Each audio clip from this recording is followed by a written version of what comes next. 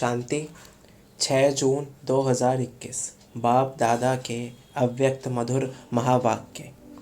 उदासी आने के कारण छोटी मोटी अवज्ञाएँ।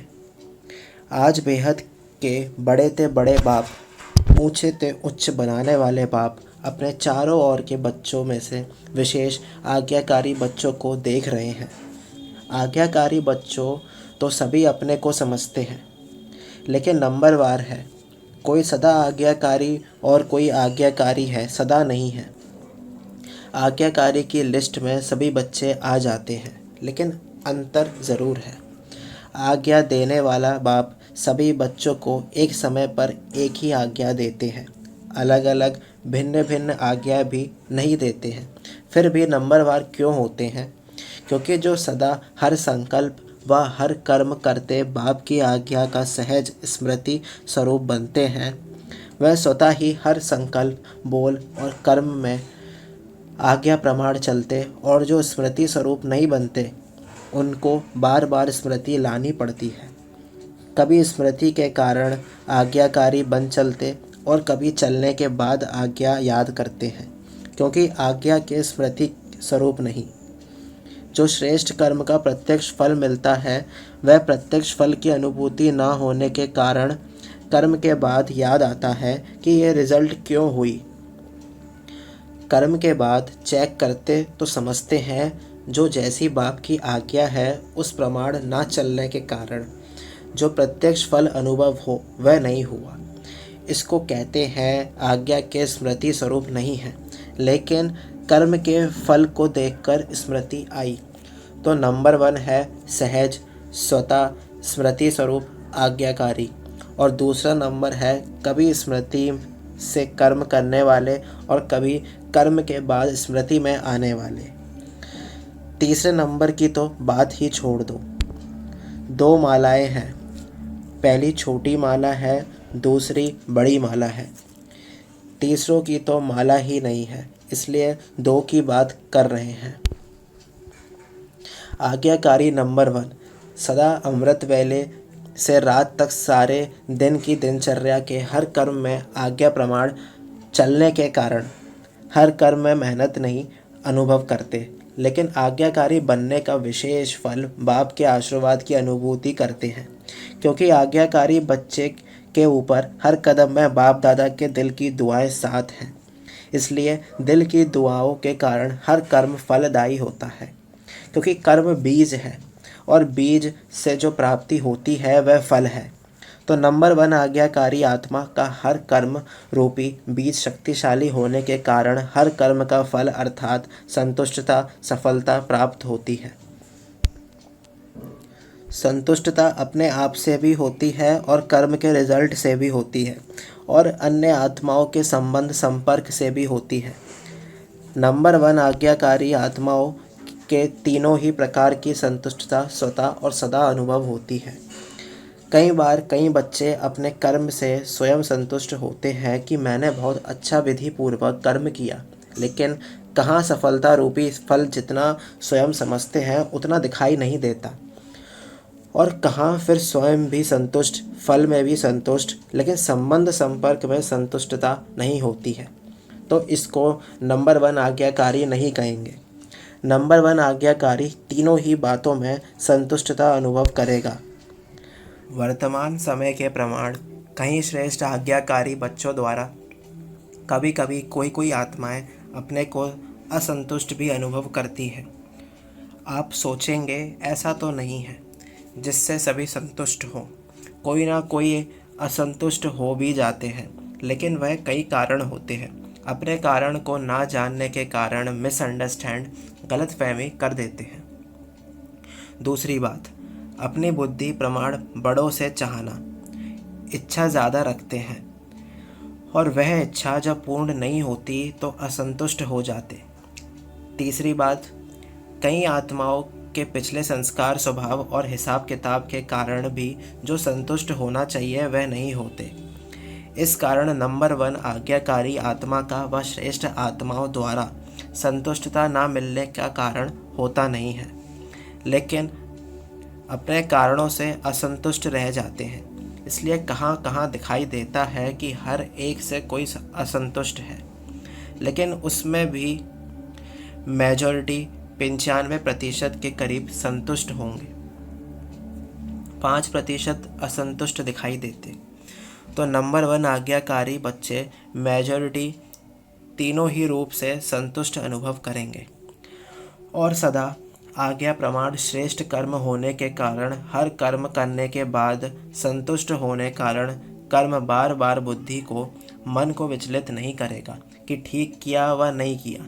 सेकंड नंबर वाले को कर्म करने के बाद कई बार मन में संकल्प चलता है कि पता नहीं ठीक किया व नहीं किया, जिसको आप लोग अपनी भाषा में कहते हैं मन खाता है कि ठीक नहीं किया। नंबर 1 आज्ञाकारी आत्मा का कभी मन नहीं खाता। आज्ञा प्रमाण चलने के कारण सदा हल्के रहते, क्योंकि कर्म के बंधन का बोझ नहीं। पहले भी सुनाया था कि एक है कर्म के संबंध में आना, दूसरा है कर्म के बंधनवश कर्म करना।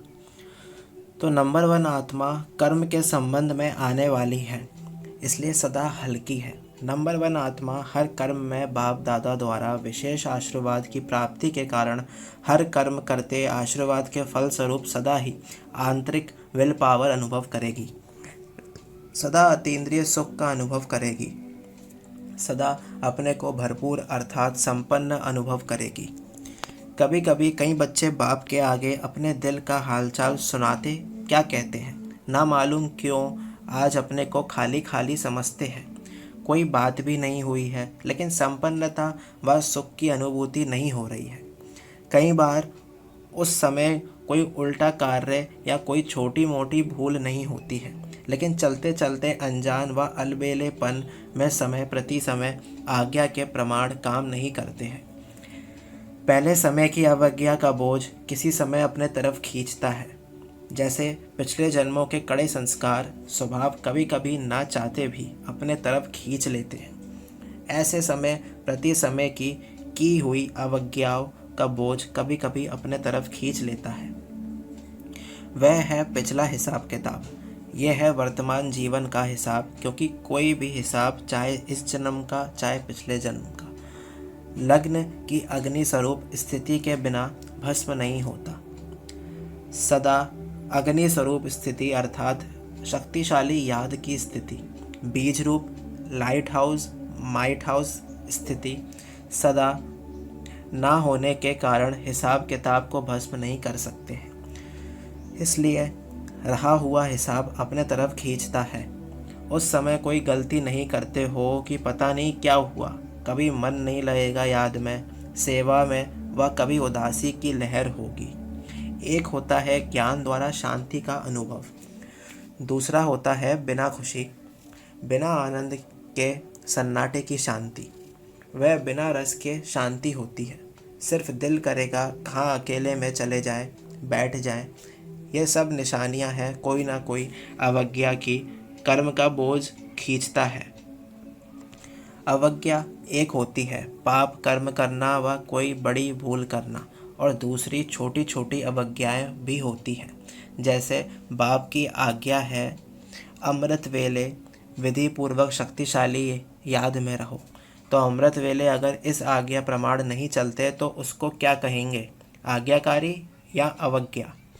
हर कर्म कर्मयोगी बन कर के करो, निमित्त भाव से करो, निर्माण बन के करो, ये आज्ञाएं हैं। ऐसे तो बहुत बड़ी लिस्ट है, लेकिन दृष्टांत की रीति में सुना रहे हैं। दृष्टि वृत्ति सबके लिए आज्ञा है।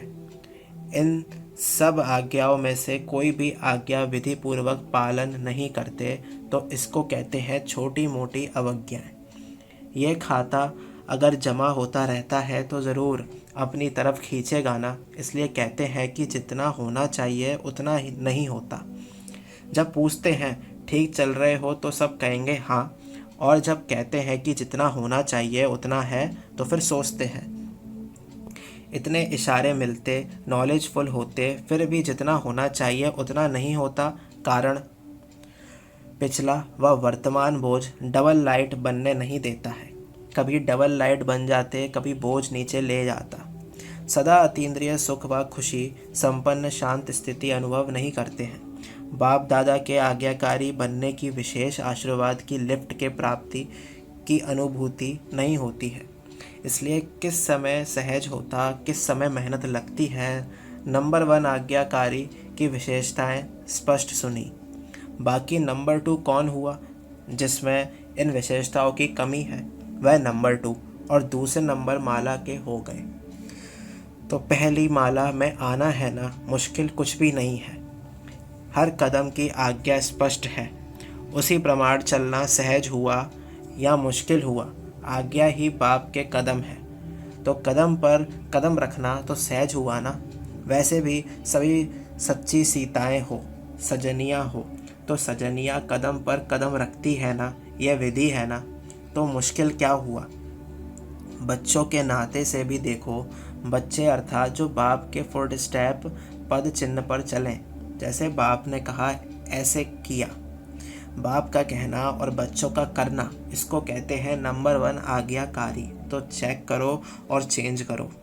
अच्छा, चारों ओर के सर्व आज्ञाकारी श्रेष्ठ आत्माओं को सदा बाप द्वारा प्राप्ति हुई आशीर्वाद की अनुभूति करने वाली विशेष आत्माओं को सदा हर कर्म में संतुष्टता सफलता अनुभव करने वाले महान आत्माओं को सदा कदम पर कदम रखने वाले आज्ञाकारी बच्चों को बाप दादा का याद प्यार और नमस्ते।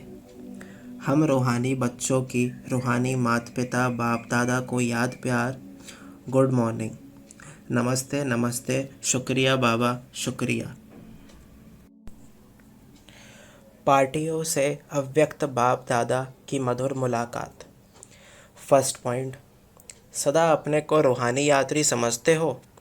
यात्रा करते क्या याद रहेगा, जहाँ जाना है वही याद रहेगा ना। अगर और कोई बात याद आती है तो उसको भुलाते हैं। अगर कोई देवी की यात्रा पर जाएंगे तो जय माता कहते जाएंगे। अगर कोई और याद आएंगी तो अच्छा नहीं समझते हैं। एक दो को भी याद दिलाएंगे जय माता याद करो। घर को व बच्चे को याद नहीं करो, माता को याद करो। तो रूहानी यात्रियों को सदा क्या याद रहता है, अपना घर परम धाम याद रहता है ना, वहाँ ही जाना है। तो अपना घर और अपना राज्य स्वर्ग दोनों याद रहता है या और बातें भी याद रहती हैं। पुरानी दुनिया तो याद नहीं आती है ना। ऐसे नहीं, यहाँ रहते हैं तो याद आ जाती है।